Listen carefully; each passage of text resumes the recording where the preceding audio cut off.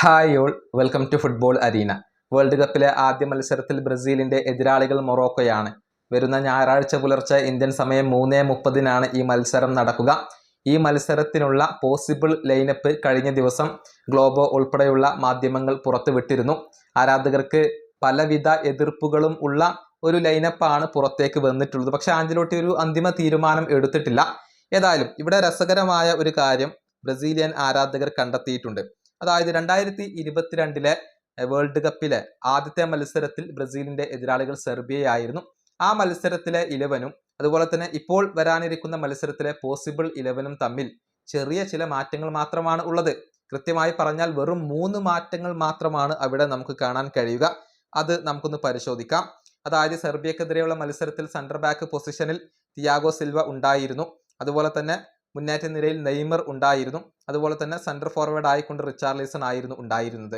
ഈ 3 മാറ്റങ്ങൾ മാത്രമാണ് അവിടെയുള്ളത്. ബാക്കിയുള്ള താരങ്ങൾ എല്ലാവരും ഇപ്പോഴത്തെ ലൈനപ്പിലും ഉണ്ട് എന്നുള്ളതാണ്. അതായത് ഈ ലൈനപ്പിലേക്ക് വരുമ്പോൾ അവിടെ ഗബ്രിയേൽ മഗല്ലസ് വരുന്നു. കൂടാതെ മാത്യൂസ് കുഞ്ഞ വരുന്നുണ്ട്. അതുപോലെ തന്നെ നെയ്മർ ജൂനിയർ ഇല്ല എന്നുള്ളത് എടുത്തു പറയേണ്ട ഒരു കാര്യമാണ്. ബ്രൂണോ ഗൊയ്മറസ് വരുന്നു. ഇങ്ങനെ 3 മാറ്റങ്ങൾ മാത്രമാണ് അവിടെയുള്ളത്.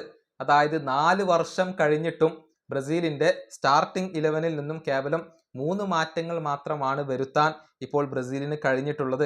അല്ലാതെ ബാക്കിയുള്ളവരെല്ലാം തന്നെ പഴയ താരങ്ങളാണ്. കഴിഞ്ഞ വേൾഡ് കപ്പിലെ സ്റ്റാർട്ടിംഗ് 11-ൽ ഉണ്ടായ താരങ്ങളാണ്.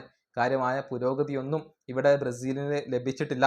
അലക്സാൻഡ്രോ, ഡാനിലോ തുടങ്ങിയ താരങ്ങൾ ഇപ്പോഴും അവിടെയുണ്ട്. അവർക്കൊന്നും നല്ല പകരക്കാരെ കണ്ടെത്താൻ ഈ 4 വർഷത്തിനുള്ളിൽ ബ്രസീലിന് കഴിഞ്ഞിട്ടില്ല. കാര്യം പറഞ്ഞാൽ ഒരു പുരോഗതിയും ഈ 4 വർഷത്തിനുള്ളിൽ ബ്രസീലിന് ഉണ്ടായിട്ടില്ല. കഴിഞ്ഞ വേൾഡ് കപ്പിലെ അതേ ലൈനപ്പും വെച്ചുകൊണ്ടാണ് ബ്രസീൽ ഇപ്പോൾ കടന്നു വരുന്നത് എന്നൊക്കെയാണ് ബ്രസീലിയൻ ആരാധകർ കണ്ടെത്തിയിട്ടുള്ളത്. ഏതായാലും ആഞ്ചലോട്ടി ഇപ്പോഴും ആ ഒരു ലൈനപ്പ് കൺഫേം ചെയ്തിട്ടില്ല. എന്നിരുന്നാലും ഈ പോസിബിൾ ലൈനപ്പിൽ നിന്നും കാര്യമായ മാറ്റങ്ങളൊന്നും നമ്മളിപ്പോൾ പ്രതീക്ഷിക്കുന്നില്ല. ഈ വീഡിയോ അവസാനിപ്പിക്കുന്നു. അടുത്തൊരു വീണ്ടും കാണാം.